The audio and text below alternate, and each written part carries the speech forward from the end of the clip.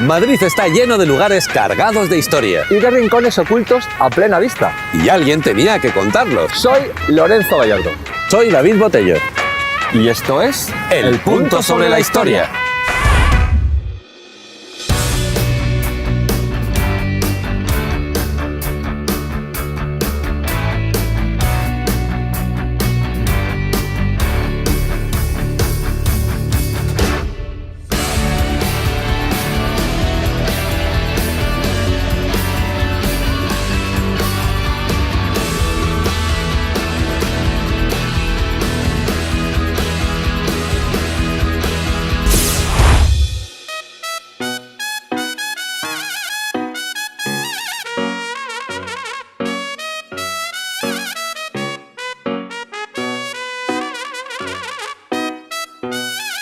Hoy nos damos un garbeo feten por Chamberí, el barrio más castizo de Madrid. Pero tío, tú tienes por lo menos 8 apellidos madrileños. Y toledanos y abulenses. ¿Será por apellido? Bien, hoy paseamos, como bien dice el madrileño, por Chamberí, unas zonas que antiguamente en época medieval pertenecían al Temple, a los caballeros templarios.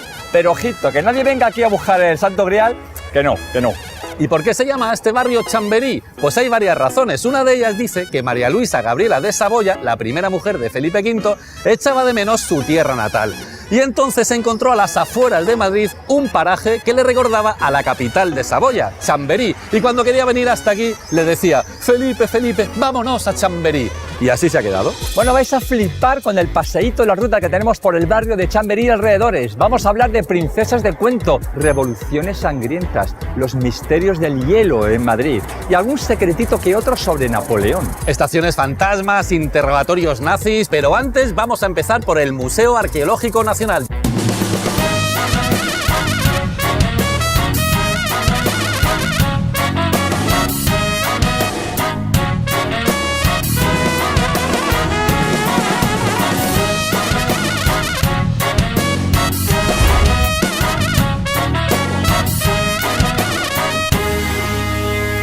La Dama de Elche es el reclamo por excelencia del Museo Arqueológico. Se descubrió en agosto de 1897, pongámonos en situación, agosto en Elche, sol inclemente, y en unas tareas agrícolas, pues de repente aflora una pieza para sorpresa de todos, y el descubridor se llama Manuel Campello Esclápez, que es un agricultor de allí de Elche, y curiosamente el dueño de los terrenos donde se encuentra se apellida también Campello, es el doctor Campello. Unos dicen que es una sacerdotisa, otros dicen que es una princesa relevante de la zona. No está claro quién es la Dama de Elche. Lo que está claro es que sí tiene un sentido religioso y que era alguien de cierto peso en la comunidad a la que pertenecía. Y cuando digo que no está claro es que cada investigador pues tiene su hipótesis y su teoría. Durante los primeros días la expusieron en el balcón del doctor Campello, que era el dueño de los terrenos, y entonces, por algún motivo, a los franceses del Museo del Louvre les llegó el chivatazo de que en España había aparecido algo jugoso, digamos, interesante. Entonces mandan un emisario para acá, cuando los ilicitanos están en plena emoción, ¿no? por su pieza, porque ya la consideraban su pieza. Y lo más curioso de esto es que asumen que han perdido la pieza cuando se dan cuenta que ha desaparecido todo el algodón de las farmacias de Elche. Los franceses de entonces acaban con las existencias de algodón y se la llevan, y esto no es metafórico, envuelta en algodones rumbo al Louvre. Está 4 décadas de exilio allí en una vitrina del Museo del Louvre, empotrada en una ventana. Y luego en 1941, que es el otro punto de inflexión de la historia de la dama, vuelve a España porque en esa entente entre el gobierno Vichy francés, que era colaboracionista de los nazis, Hitler y Franco, pues en compensación por la neutralidad de España en la Segunda Guerra Mundial, nos devuelven la dama junto con el archivo de Simancas, con una Inmaculada de Murillo y el Tesoro de Guarrazar, que es otra de las piezas estrella o de los conjuntos estrella de aquí del museo. La historia es un punto.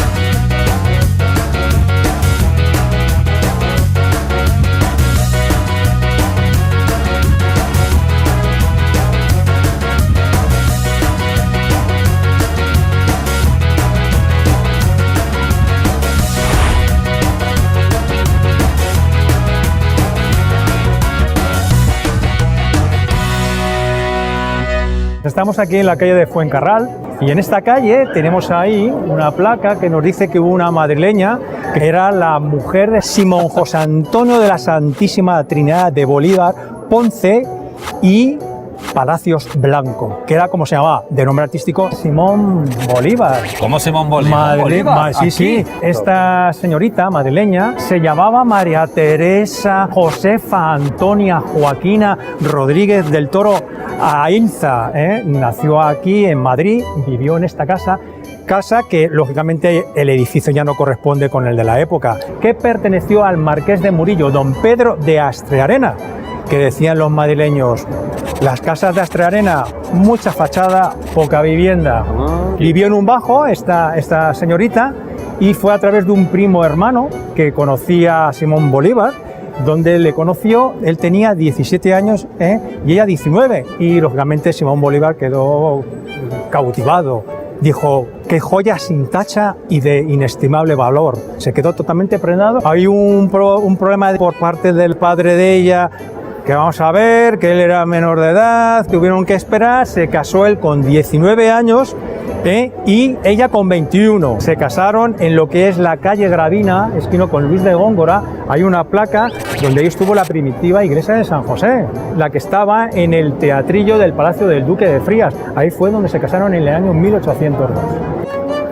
Se fueron al puerto de La Coruña, se hicieron un crucero de 27 días en llegar al puerto de La Guaira, en Venezuela, que está a 30 kilómetros de Caracas, donde tuvieron 8 meses de amor, porque fue cuando ella murió de malaria. Murió de malaria. Murió de malaria, duró ese idilio 8 meses y él dijo y prometió que nunca se volvería a casar con ninguna mujer, lo cual sí cumplió. No quiere decir que no tuviese ninguna fe aparte. Si la mujer no hubiese muerto, pues parece ser que él no hubiese tenido ansias de ser el libertador, que es como se le conoce. Seguramente no hubiese llevado a cabo su lucha por quitarse del yugo de la marca España. Volvió por segunda vez a Europa, estuvo en Francia, estuvo en Italia. Parece que ahí fue en Italia cuando dijo que él iba a liberar a Latinoamérica, y por lo tanto se puede decir que esto lo hizo porque falleció su esposa. Lo que hace el amor, ¿verdad? Y además os voy a decir una cosa, que yo soy puntero, el punto sobre la historia. Fuencarral es un punto.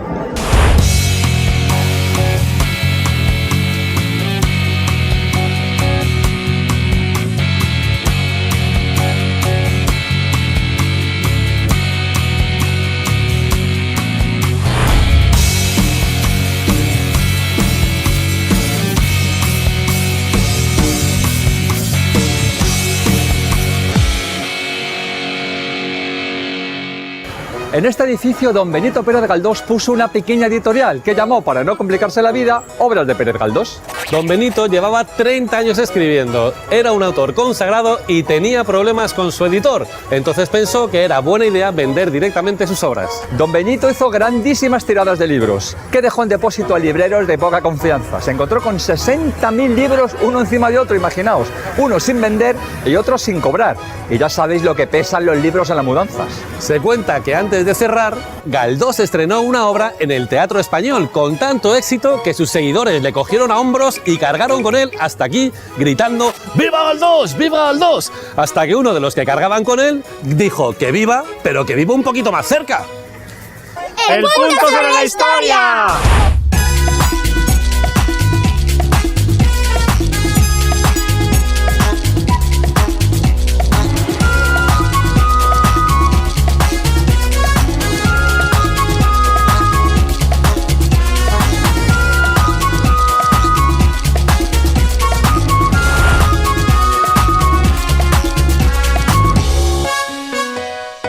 Estamos en el Museo Romántico, un lugar impregnado de romanticismo.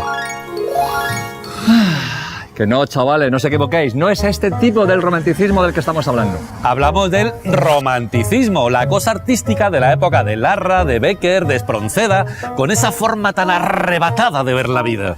Para entender esta forma romántica de ver la vida, vamos a hacer una pequeña demo. Una situación real sería más o menos así. Lorenzo, pásame la sal. Toma. Gracias. Y ahora vamos a hacer esta misma situación en modo romántico. Voy allá. Olvidada en la esquina de la mesa, oh, tan triste y tan insignificante, tan límpida, tan pura, tan brillante, sombra de sol, de mar y de tristeza. agitación del alma de cristal, pesadilla fatal en la que muero, pierdo la vida al verla en el salero. ¡Por Dios, Lorenzo, pásame la sal! Lorenzo percibió en la angosta voz de David un anhelo, una candidez pulsante a la que solo un corazón como el suyo podía dar cabida. Toma. Que te queda todo padre, es que es acercarte a este museo y empaparte de sensibilidad. Aquí hay cuadros románticos, fotografías románticas, miniaturas románticas, estampitas románticas, romanticismo romántico. Si quieres entender la época romántica, no tienes más que venir al museo. El punto sobre la historia.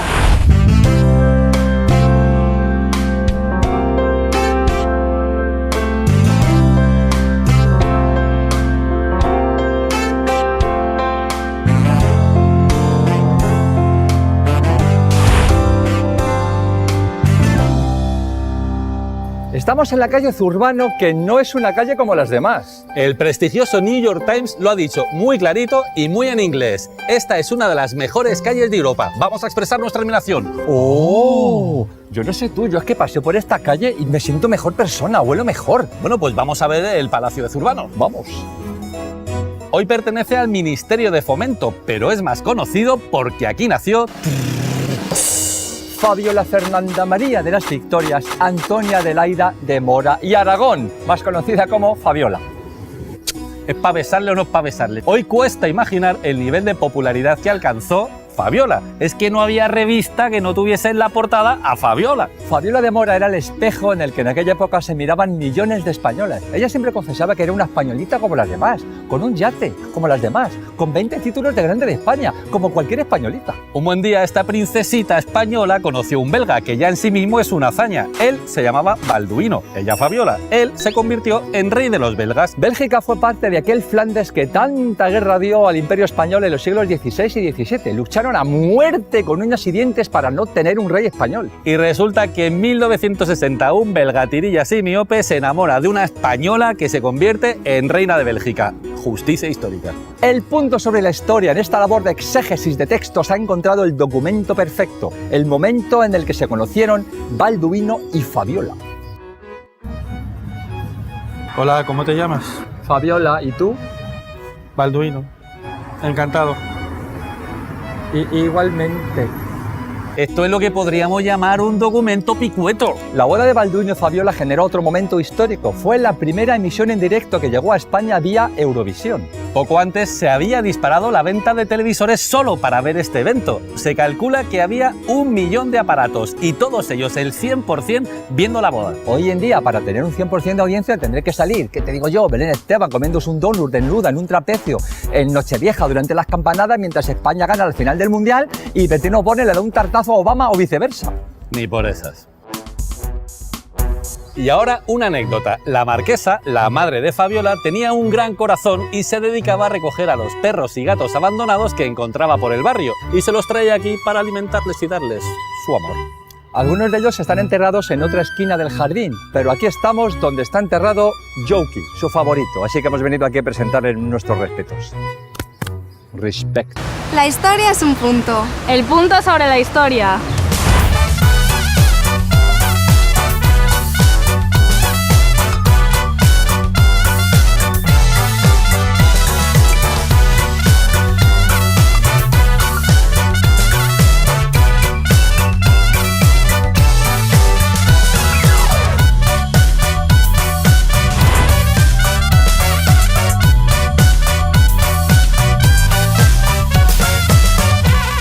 Esta es la Glorieta de Bilbao. Se llama así por una puerta que se levantó para recordar la defensa de Bilbao durante la Primera Guerra Carlista. Al salir de la ciudad se podía leer una inscripción que decía: a los heroicos defensores y libertados de la invicta villa de Bilbao. Aquí estaba la Puerta de los Pozos de Nieve. Qué nombre tan bonito, ¿verdad? Parece un capítulo de Juego de Tronos. Bien, se llamaba así porque en la zona había pequeñas cuevas, agujeritos en los que se metía la nieve que se traía desde la Sierra de Guadarrama. Para que se conservara más tiempo, la nieve se prensaba, se cubría de paja y se iban formando capas de nieve y de paja. En verano este hielo se cortaba en bloques y se transportaba por la noche, claro, para que no se derritiera. Lo que llegaba era el agua de nieve y se utilizaba para refrescar bebidas y hacer sorbetes, granizados, horchatas o leche leche merengada. Por eso estos refrescos son tan típicos en los bares de la zona. Hielo, qué moderno, ¿verdad? Qué accesible, qué fácil de conseguir. Hoy solo basta con abrir el frigorífico o bajar a los chinos. Pero antiguamente, amigos, era un artículo de lujo.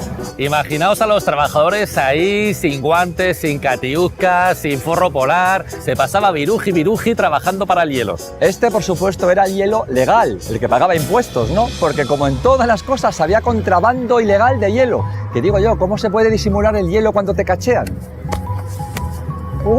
El punto sobre la historia.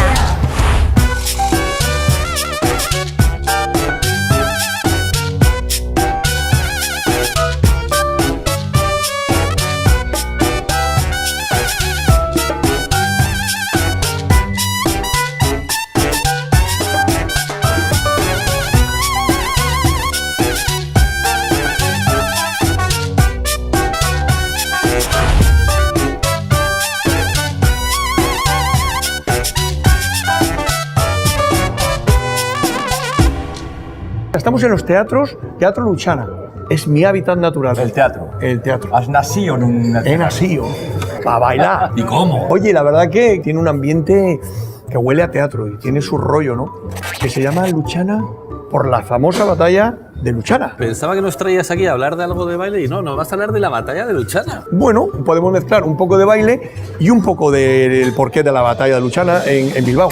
En el año 1837, las famosas batallas carlistas. Isabel II y su tío Carlos María Isidro, que tiene nombre de actor de Culebrón. Carlos María Isidro. No me discutas el trono. Esta es la cosa. Los carlistas tenían asediado Bilbao, ¿no? Porque lo querían tener en propiedad para tener avales, para tener... ¿Cómo se dice esto de los bancos? Échame una mano, Lorenzo. Financiación. Financiación. Y bueno, no había puentes, ni nada que se le parezca. Ah, porque los carlistas los habían cortado. Pero fíjate qué tío más listo, el general Espartero, que hizo un puente con barcos. Uniendo barcos, pum, pum, pum.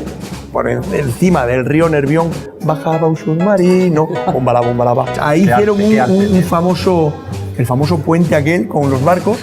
Oye, una cosa. Coreográficamente en el Teatro Luchana, ¿cómo sería lo de Espartero? Pues esto mismo. Doble ración, el general Espartero. Él empezó a dirigir la famosa batalla con los barcos, pero este hombre cayó enfermo y desde la cama dirigía a las tropas. Pero qué naturaleza, ¿no? Qué fuerza. Dice, oye, que se levanta de la cama el tío, agarró un cuerpo especial que tenía de soldados que se llamaban los famosos cazadores. Eran ágiles, rápidos, eran la élite del ejército. Eran la infantería ligera. Se sube a su caballo. ¿Cómo es lo del caballo? Que es el caballo. Sí. Y bueno, pues se presenta en la batalla. Eso le da una moral a las tropas que, bueno, se acaban merendando a los carlistas. Y bueno, pues de ahí que efectivamente los isabelinos ganan y ya se hacen con la ciudad de Bilbao, ¿no? A partir de ahí, como sonó tanto la famosa batalla de Luchana, en cantidad de pueblos, ciudades de España, pues pusieron Plaza de Luchana, Calle de Luchana, Cines Luchana, Teatro Luchana. Espartero se ha escapado, tú no sabes la que ha armado, ten cuidado, yo lo digo por sí. Este no se la sabe. Yo es que me sé varias versiones, la de Espartero la he trabajado poco, pero como todo es trabajo duro, El trabajo duro, bueno. La historia es un punto.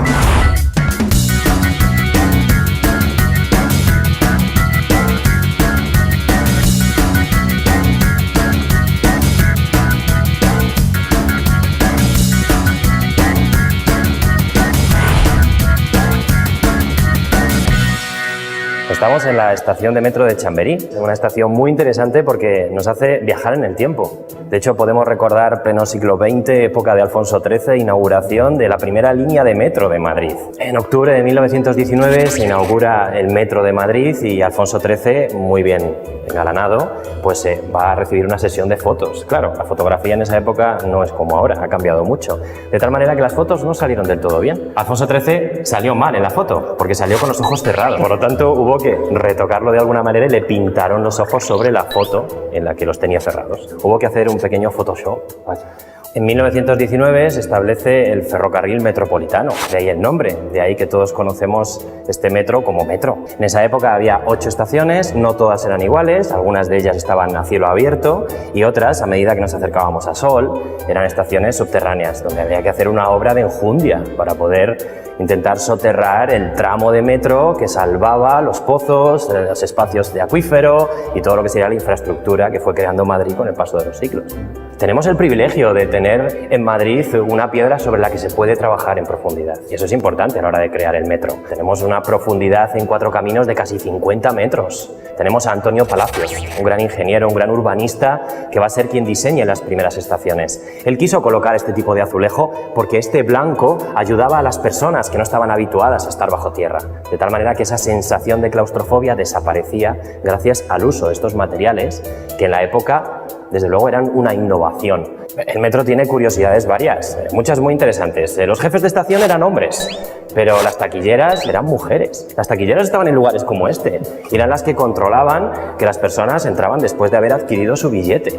Solamente podían ser mujeres solteras, porque las mujeres casadas, en cuanto se casaban, no se les permitía trabajar en el metro. De hecho, se les proporcionaba una dote que recibían después de que obligatoriamente tuvieran que pedir el cese de su trabajo. Eran otros tiempos. ¿Qué sería el Metro de Madrid sin publicidad? Cuando se inaugura esta estación, la publicidad sobre el azulejo nos hablaba de marcas tan famosas en la época como Gal, nos presentaban bombillas de un vatio. Ahora las bombillas no son de un vatio, ¿verdad? En esa época sí. Y además de eso, pues con el tiempo se colocaba nueva publicidad sobre la original en azulejo, de tal manera que en 2005, cuando se crea la idea de renovar esta estación, se retiran hasta 10 centímetros de publicidad que se habían colocado sobre los azulejos originales, que hoy en día podemos ver cuando visitamos esta bonita estación.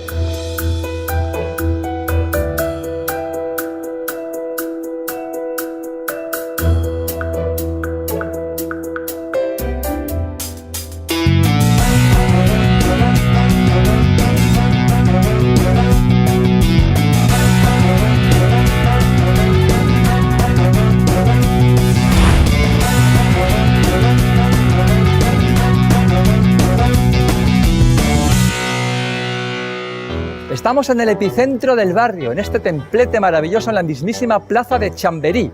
En esta zona estaba antiguamente la quinta del Marqués de Santiago, que yo no sé si era la quinta, igual había tenido 4 antes.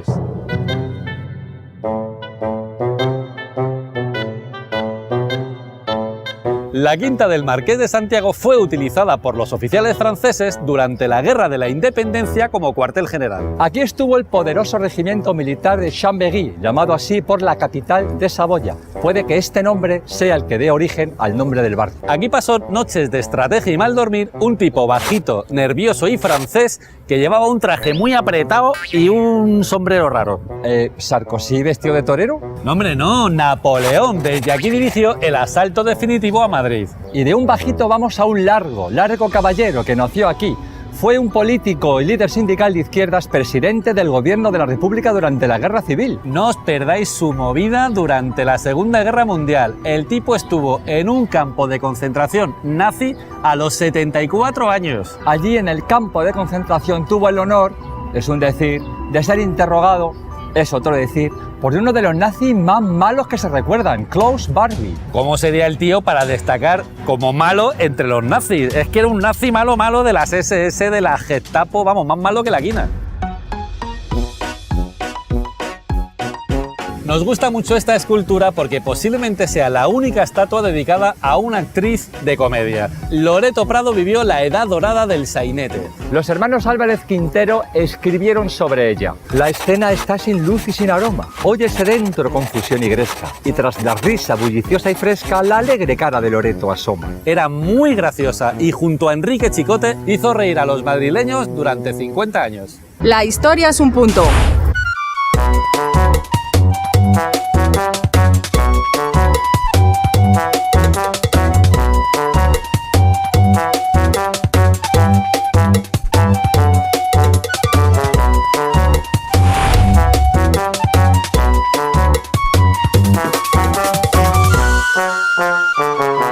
Esta es la bodega Santa Engracia 42. Nos encantaría quedarnos a tomar algo, pero es que estamos de servicio. Se dice que esta es la bodega que lleva más tiempo siendo bodega en todo Madrid. Es tan típica del barrio que los vecinos más veteranos aseguran que Fernando Fernán Gómez se inspiró en ella para escribir la trama de la bodega de Las bicicletas son para el verano. Abajo hay una cueva fresca, fresquísima y antigua, antiquísima, que se dice que forma parte de los túneles que tradicionalmente unían los puntos importantes de la ciudad. Si pasáis por aquí, pedid que os la enseñen, merece la pena. El punto sobre la historia.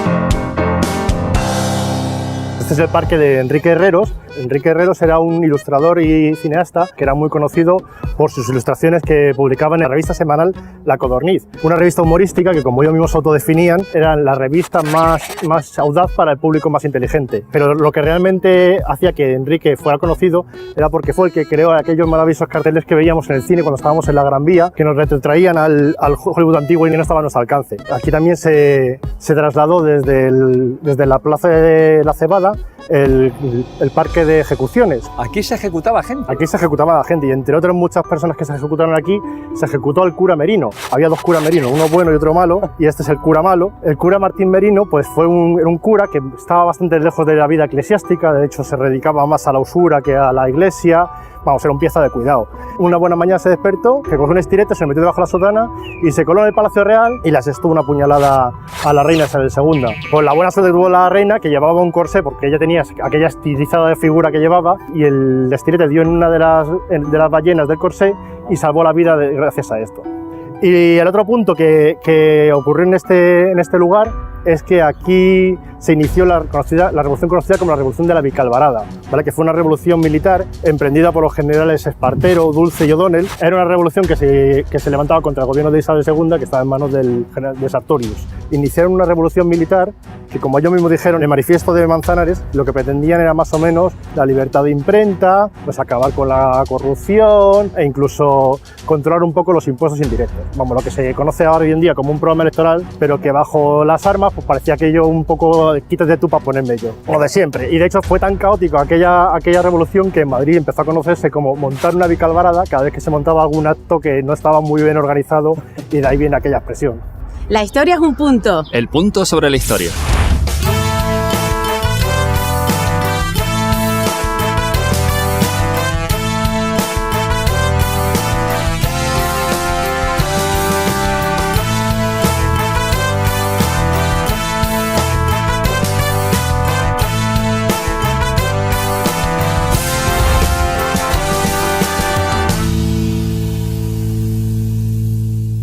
Este edificio tan bonito y tan escondido a la vista es el Instituto Homeopático y Hospital de San José, el primer hospital homeopático construido en España. Está aquí desde la década de 1870, fijaos, que todos pensamos que la cosa de la homeopatía es algo moderno, ¿verdad? Un alemán, el doctor Hahnemann, creó la homeopatía a principios del siglo XIX con la intención de reformar la medicina tradicional. Una de las personas más interesadas en aquella época en la homeopatía fue Cánovas del Castillo, que fue una de las personas más influyentes del siglo XIX. Fue Cánovas del Castillo el que se empeñó en traer de vuelta a los Borbones, el principal responsable de la restauración, el que se trajo a Alfonso XII. Cánovas del Castillo creó un sistema de bipartidismo y de alternancia del poder, que era ahora mandas tú, ahora mando yo, ahora mandas tú, ahora mando yo. De Sagasta a Cánovas, de Cánovas a Sagasta, un sistema basado y apoyado en el caciquismo local, o sea, un follón. Un buen día, Cánovas estaba tranquilamente en un balneario cuando se acercó un anarquista y le pegó 3 tiros con todo éxito. Esto de los magnicidios es una tradición patria. No os perdáis una grabación topicueta del punto sobre la historia llamada Ronda de Magnicidios, que lo explica como nadie. El punto sobre la historia.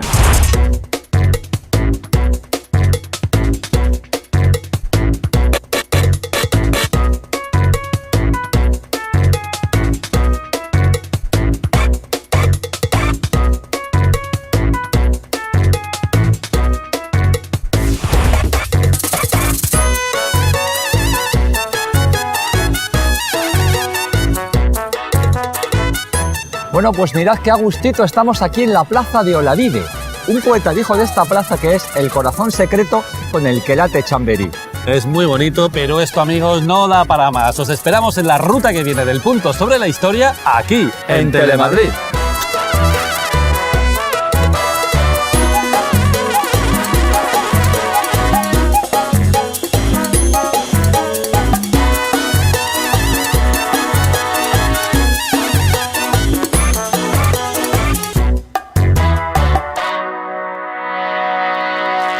El punto sobre la historia.